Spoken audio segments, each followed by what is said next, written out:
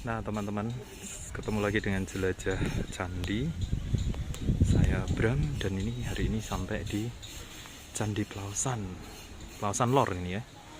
Sekilas kita akan lihat itu di candi yang sebelah kiri itu adalah Candi Induk Utama.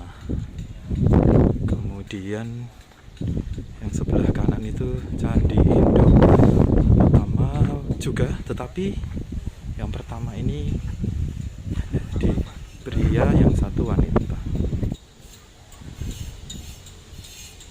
Nah teman-teman, di sebelah barat dari Candi Plausan ini dijaga oleh dua dwarapala yang bentuknya khas Jawa Tengah. Seperti ini dwarapalanya ya. Wah, hidungnya sudah hilang, agak pesek kelihatannya, tapi sudah lihat itu ornamennya ya, ada anting di kupingnya, matanya bulging eyes, melotot. Kemudian ini bentuk yaksa ya, ada fang, ada taring yang besar. Kemudian frowning head, itu mengerut itu dahinya. Kemudian ada mustache atau kumis. Nah, tangan kanannya ini memegang ular kobra ini ya, tuh lihat. Kemudian ada kelat bahu, ini ekornya.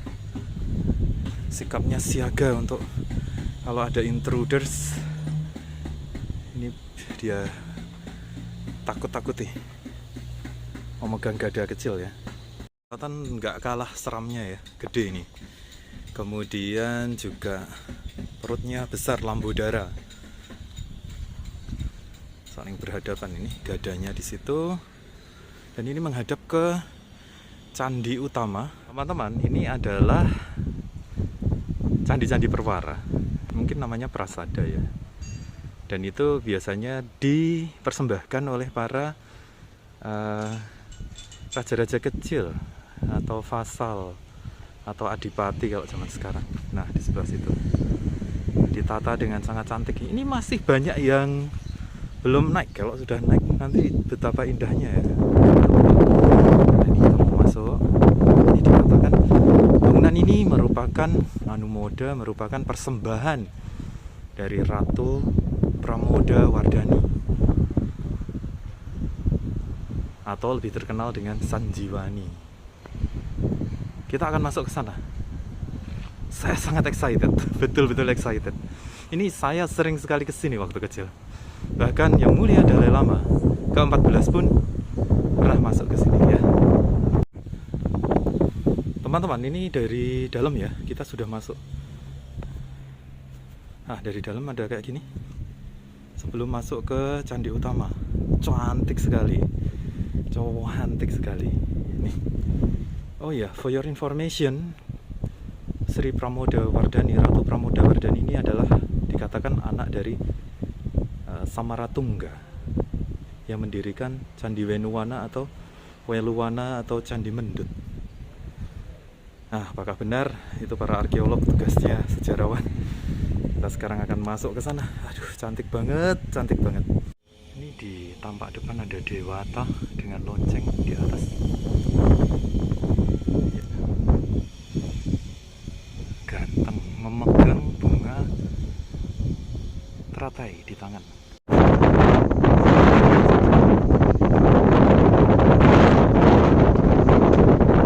Teratai ada lonceng di sana,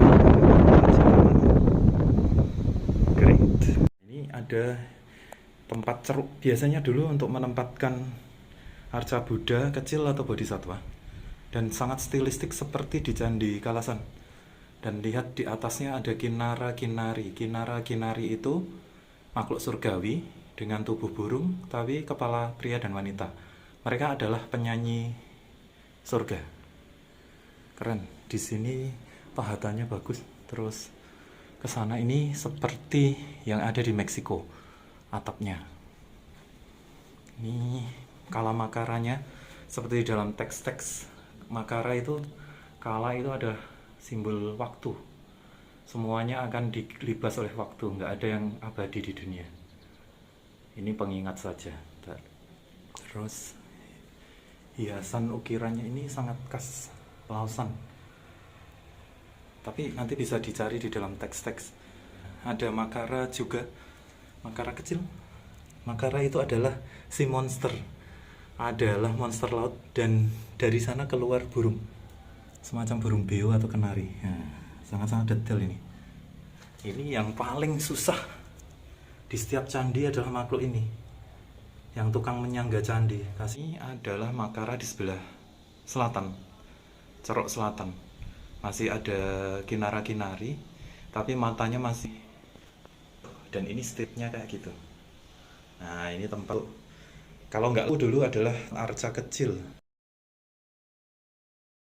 Teman-teman, kita sampai ke altar utama.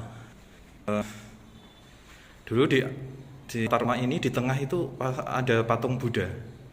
Kemudian diapit oleh masing-masing 2 bodhisattva. Saya akan ke atau ruang yang ke. Nah, ini teman-teman ada para raja yang mendorong untuk ini. Ada sedang bermohon kepada Triratna, yang Arya Sangga, Dharma Sangga, yang direpresentasikan di depannya itu adalah Buddha diapit bodhisattva.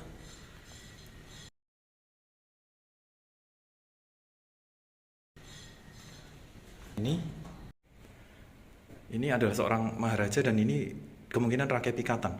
Ada parasol, dia seorang maharaja.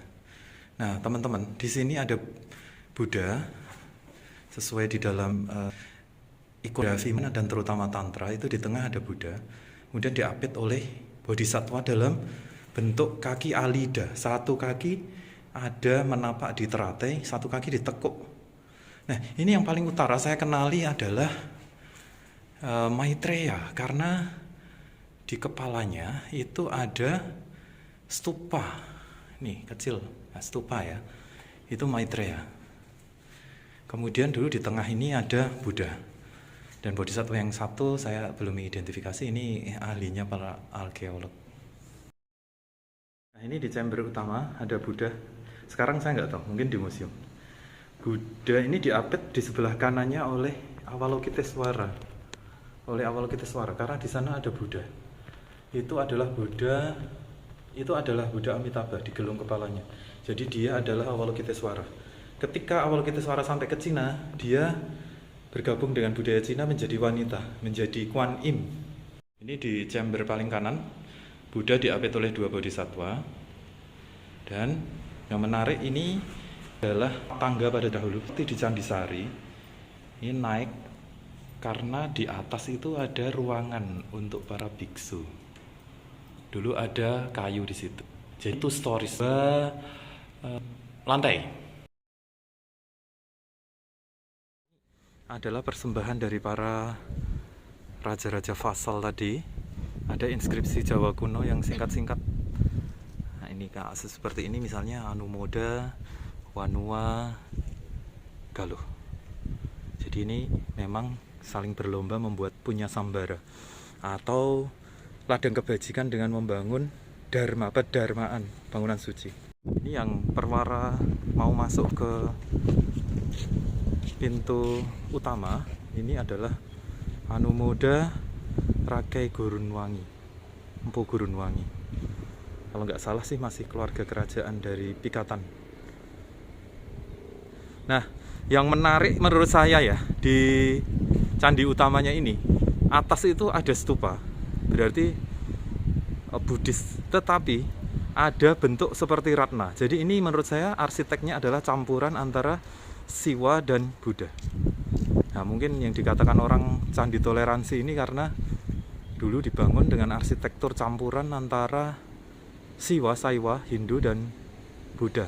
Nanti dicermati di dalam buku-buku sejarah. Dan sana itu adalah persembahan Maharaja Pikatan. Yang di sebelah sini adalah dari Ratu Pramodawardhani. Bangunannya ini kalau sudah berdiri semua betapa indahnya. Dan stupa khas dari Pelausan ini loh yang menarik. Biasanya dari batu putih. Nah, ini teman-teman nanti dicermati, ini adalah stupa khas Pelausan yang tidak ada di tempat lain. Candi Kalasan beda, Candi Sewu beda, Candi Borobudur juga beda. Dan ini batunya dari tufa, artinya dari batu putih. Wah, keren. Eits, ini khas banget. And brilliant blue sky, sangat menarik di sini. Nah, kita akan pergi ke Pavilion Bodhisattva. Nah, di sebelah sana itu jelas banget ada stupa batu putih, tapi bawahnya juga dicampur dengan andesit seperti ini. Ya, dan ini khas sangat unik Plaosan. Makanya stupa Plaosan ini kalau ada yang bentuknya seperti ini betul-betul Plaosan. Zaman dulu selain ada babon membuat candi, stupa kayak gini ya, ada Harmika, ada Andaga, ada Yasti, ada Padmanya, tapi tetap masing-masing seniman itu pengen meninggalkan jejaknya dengan keunikannya sendiri. Keren, ini namanya kreativitas. Cermati, kita akan masuk ke Bodhisattva Hall, atau ini khas kayaknya. Saya baru temukan ini hanya di Plaosan. Karena Plaosan ini adalah merupakan Royal Temple atau sebuah candi kerajaan. Dan merupakan perpaduan pembuatnya itu Raja Prakepikatan yang Hindu, Siwa, dan Pramodawardhani yang Buddha, keturunan dari Samaratungga.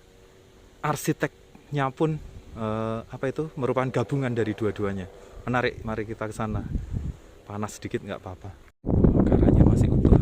Pasti ciri-ciri khasnya itu ada burung kecil, kemudian ada permata cintamani yang menetes, dan ada makara atau sea monster, hantu laut kesatuan dari TNI AL, namanya Denjaga Detesmen Jalamangkara. Ya, makara itu hantu laut, batu umpak.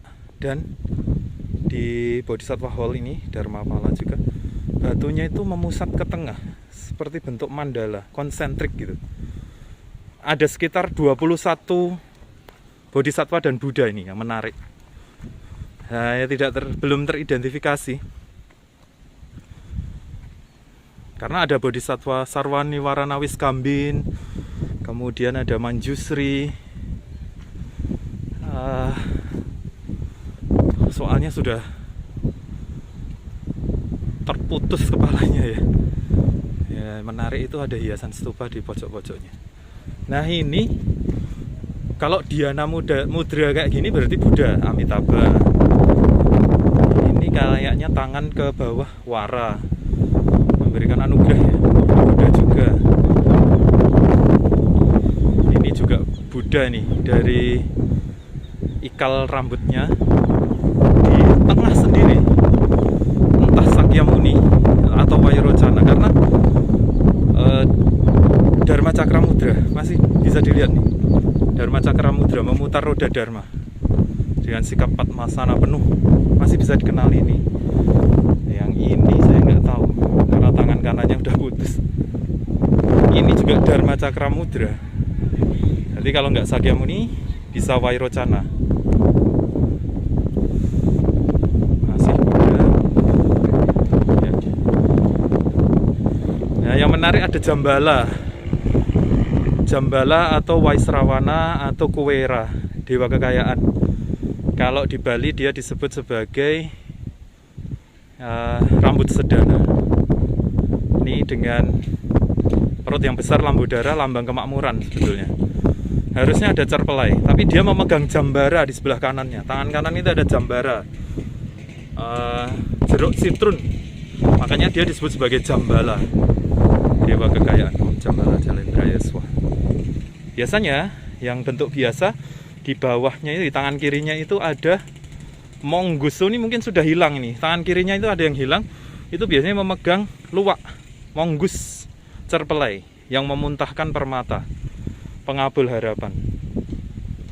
Oh, hilang. Tapi dulunya pasti seperti itu. Ini Bodhisattva. Bedanya Bodhisattva dengan Buddha adalah Bodhisattva masih ada hiasan-hiasan duniawi, ada kelat bahu dan sebagainya. Ini juga Bodhisattva. Kalau ada kita dekati, nah ada buku Pratsnya Paramita di sini, di atas teratai. Berarti ini Manjusri. Sebelah kanannya harusnya tangan sebelah kanannya itu memegang pedang kebijaksanaan. Masih bisa diidentifikasi. Ini yang belum kita ketahui. Tapi harusnya di sini ada Avalokiteswara juga. Yang di mahkotanya ada Amitabha, gurunya. Buddha cahaya tanpa batas, Amitayus, Buddha usia tanpa batas. Wah, ini keren banget ini.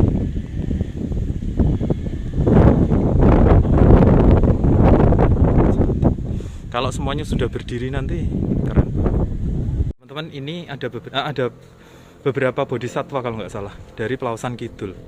Yang menarik di sini ada Buddha wanita karena ada payudaranya di sini. Open breasted ini kelihatan. Kita nggak tahu apakah bentuknya dengan mudra seperti Amitabha. Apakah dia pasangan Amitabha? Kita akan ketahui lebih lanjut nanti. Ini jelas Buddha wanita. Kalau kan ada Locana, Pandarawasini dan sebagainya. Nanti kita lihat. Oh, yang tengah ini Manjusri karena ada di atas teratai. Di atas teratai itu ada Prajnaparamita. Kalau yang memegang Cintamani saya nggak tahu. Permata. Ini yang dari Pelausan Kidul ini Manjusri. Ada figur Dewi yang saya nggak tahu. Ini bodhisatwa wanita mungkin. Tapi di atas teratai ada simbol kayak gini. Nah, cantik banget ya nih. Ada bodhisatwa wanita. Nah, saya nggak tahu siapa dia karena di atas teratai ada simbol kayak gini. Itu mungkin aksara kuno ya. Nah, teman, ini ada Ganesha. Tapi berdasarkan penggalian di sini pasti agak rusak ya. Nah, ini modaganya. Perutnya Lambudara yang besar, dia di belakang memegang kapak kecil, kelihatan ya. Di sini harusnya Arda Chandra dan tengkorak sebagai tanda dia putranya Siwa. Nah, itu dia memegang Aksamala Rosari. Dan kenapa di Pelausan juga ditemukan Durga di sini? Jadi masuk akal karena ini kan bangunan kolaborasi Hindu-Buddha. Jadi kalau ada Ganesha seperti ini di bangunan Buddha, saya bisa mengerti karena Maharaja Pikatan kan Siwa, sementara permaisurinya Pramodawardhani itu Buddha. Ini kepala Buddhanya asli, smiling serenely, khas Jawa ini. Modelnya dulu ya orang-orang Jawa. Ada Dewi dari Candi Pelausan Kidul, masih relatif utuh. Nanti bisa diidentifikasi, tapi dia tangan kiri memegang teratai. Siapakah dia? Apakah pasangan Manjusri? Ini yang masih harus diketahui, itu mahkotanya seperti itu. Nah, full breasted. Kalau dari samping halus, ayu, cantik. Ini mungkin dulu modelnya bangsawan-bangsawan Sailendra atau Sanjaya zaman dulu. Teman-teman, ini saya melihat Pelausan dari arah timur ya. Masuk ke desa wisata Bugisan. Karena Pelausan ini ada di desa Bugisan dan sekarang sudah menjadi desa wisata. Tapi karena COVID ini sedang tutup. Wow, dari sini Candi Induk. Wow, dari timur ini ya Candi Induk. Yang sebelah utara yang dipersembahkan oleh Pramodawardhani masih di belakangnya didampingi oleh beberapa prasada, perwara-perwara yang berjajar-jajar, cantik, yakin. Cantik banget ini teman. Nah, itu kantor untuk desa wisatanya. Ada banyak tumbuhan sekarang. Dan ini ada lampion ke arah utara. Saya akan melihat parit dan beteng pagar untuk candi ini. Teman-teman, di sebelah utara Candi Pelausan ada parit. Berarti ini sistem drainase dan juga beteng.